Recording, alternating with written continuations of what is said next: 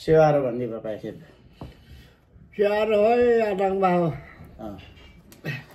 आज भने चाहिँ एक दुईवटा भिडियो हाम्रो राईहरूको, हामी धेरै जातिहरू राईहरू छौँ, थरी थरी राई थरी थरी कुरा भनेदेखि हामीले अब भनौँ बोल्नुपर्ने भाषाहरूको बन्ता भाषामा चाहिँ एक दुईवटा कुराहरू हामी पापासँग सिक्नेछौँ।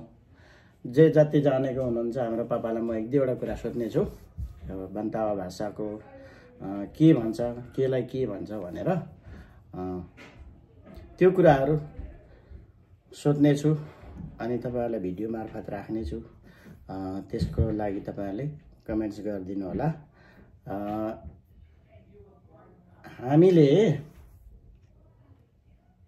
भनौँ न कुलपित्र अथवा के गर्दाखेरि चाहिँ हामीले त्यो एउटा चिन्डो भन्छौँ नि, चिन्डोलाई चाहिँ के भनिन्छ हाम्रो मुद्दुमी भाषाले भन्ने कुरो हो। हामी त वाबुक भन्छौँ। वाबुक भनेपछि पानीको भुँडी भने सक्यो नि। अर्को कुरा चाहिँ वाबुक भन्छ। अनि बिजुवाको भाषाले चाहिँ के भनेर जान्छ त्यसलाई चाहिँ? अब त्यही वाबुक भन्यो, त्यहाँदेखि वाबुक वालेमा सलमसारी सुम्बिसा पार्सा बलाको त्यहाँ भन्नु पर्यो। त्यही चोनीहरू के भनिन्छ र?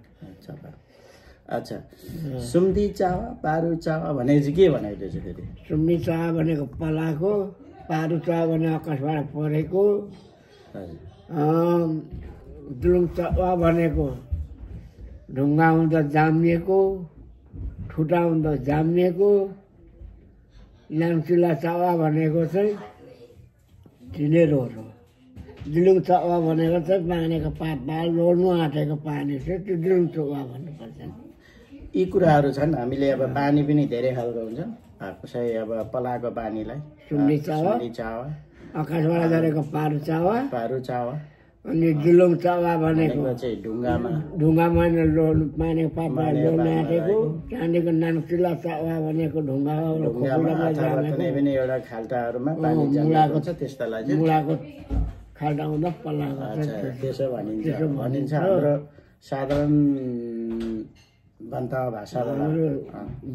अनि कता हिँडेको हो भाइ भन्दा चाहिँ के भनिन्छ त हाम्रो बन्ता भाषाले? खाट्नी खारिनका हो, त्यो अलग्गै राखेर खाट्नी खारा हो। निसा भनेको कता गएको हो, कता हिँडेको खाट्नी हो भने कता हो होइन, म यतै आएको भन्दा चाहिँ उनका चाहिँ खदा पनि होइन, वाट्ने नै बाना गरेको भनेको यहीँसम्म चाहिँ आउँदैछु, यहीँसम्म आएको है। म चाहिँ यहीँसम्म आएको, वाट्ने नै बानिन्छ भने तपाईँलाई भेट्नु आएको भन्दा चाहिँ के खानालाई खानालाई भेट्नु जुन चाहिँमा पर्ने छ र बाना गरेको भनेको कुरा गर्नुपर्ने छ र आएको थिएँ।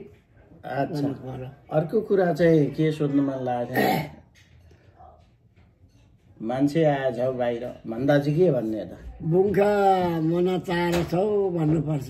मना चा भनेपछि बुङ्खा भनेपछि पाखा मान्छे आएछ, देखि बाना रहेछौ सेनुको न भनेर सोध्नु नि भन्नु पर्यो। भनेपछि किन आएछ? के को आएको लागि आएको थियो सेनुको भनेर सोध।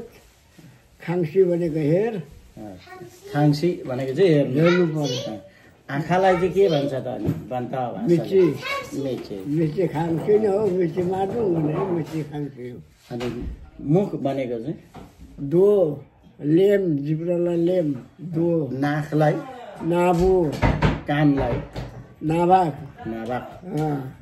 यी कुराहरू छन् हाम्रा राईको भाषामा। भनेदेखि धेरै जाति धेरै भाषा, तर यो हामीले अहिले यो बोल्दै गरेको भाषा चाहिँ मानिलिउँ राष्ट्रिय। फेरि बिस्तारै अरू भिडियोमा पनि जोडिनेछौँ। अहिले भनेदेखि चाहिँ हामी यहाँसम्म। तपाईँहरूलाई यो 5 मिनटको भिडियोमा सबै कुरा त समेट्न सक्दैनौँ, तैपनि हामीले फेरि अर्को भाग बनाउनेछौँ। अहिलेलाई भने चाहिँ छुट्यौँ है भन्दा चाहिँ के भन्छ? लु एकछिन हाँसिने है, माङ्कोले सुन्ने हाँसिने भने छुप जोड्नु पर्यो। फेरि आउँछु है भन्दा चाहिँ फेरि बानिन्छ है। उनका त माङ्कोलेन छिन्चोलेन भन्नु पर्यो। माङ्कोलेन भनेको भोलि, छिन्चो भनेको पर्सि। बानिनका है फेरि आएर म यो भाषाहरू चाहिँ गर्छु है भन्दा चाहिँ माङ्कोलन सुन्तुले बानिनका किन डुमचेपमा गर्नुपर्छ है मको चाहिँ भन्नुपर्छ गाउँदै गर्छौँ। यो कुराहरू चाहिँ हामी तपाईँहरूलाई फेरि अर्को भिडियोमा लिएर आउनेछौँ। तपाईँहरूले माङ्कोलन सुन्तुले बानिनका बुद्धिराज युट्युब च्यानलमा हेर्नु सक्नुहुन्छ। म छोटो तपाईँहरूलाई जानकारी गराउन चाहन्छु आफ्नो राईको भाषा। तपाईँहरूले पनि सिक्नु चाहनुहुन्छ भनेदेखि मेरो युट्युब च्यानलहरू हेर्नुहोला, सब्सक्राइब गरिदिनु होला भनेर हामी हाँसिने मेलो हाँसिने है बस त्यति